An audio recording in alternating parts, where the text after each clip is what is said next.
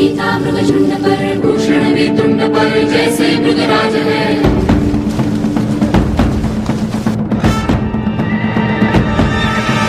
तेजतम अंश पर, कन्यजिमी कंस पर, धूमलिच्छ वंश पर,